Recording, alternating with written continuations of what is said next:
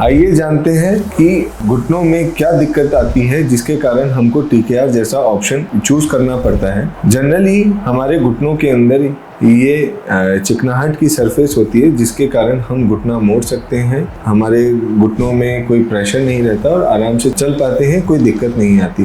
पर जब धीरे धीरे ड्यू टू एज फैक्टर या रोमेटॉइड गठियाबाई की वजह से या किसी भी इंजरी या ट्रॉमा की वजह से जब ये कार्टिलेज सरफेस खराब होने लगती है तो दर्द महसूस होता है। उसके कारण हमें दवाइयाँ या फिजियोथेरेपी जैसे उपचार लेने पड़ते हैं।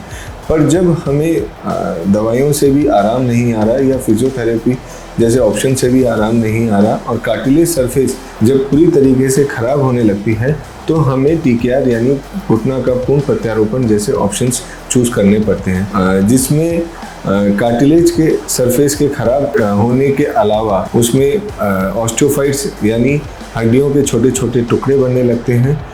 मेनिस्कस यानी गद्दी जो कि पूरी तरीके से ख़राब होने के कारण हड्डियां आपस में भिड़ने लगती है और दर्द होने लगता है। तब हमें घुटने का पूर्ण प्रत्यारोपण जैसी सर्जरीज ऑप्ट करनी पड़ती हैं। तो आइए जानते हैं हम इसमें क्या करते हैं। हम इसमें जो घुटनों के ख़राब सरफेस है, परत है, हम उसे हटाकर एक आर्टिफिशियल इम्प्लांट, मेटल का इम्प्लांट यूज़ करते हैं, जिसे हम यहाँ पर जो जितनी mm की हमने परत हटाई होती है वो उतने ही mm से हम लोग इम्प्लांट से रिप्लेस करते हैं। और ये बीच में पॉली होता है जिसके हम दोनों टिबियल प्लेट और फीमोरल प्लेट के बीच में लगाते हैं, जिससे मूवमेंट में उसे दिक्कत नहीं आती और स्मूथ मूवमेंट होता है और दर्द भी नहीं होता। मरीज अगले ही दिन चल पाता है और कुछ ही समय की फिजियोथेरेपी एक्सरसाइज के बाद वो अपनी रूटीन एक्टिविटी वापस रिज्यूम कर सकता है।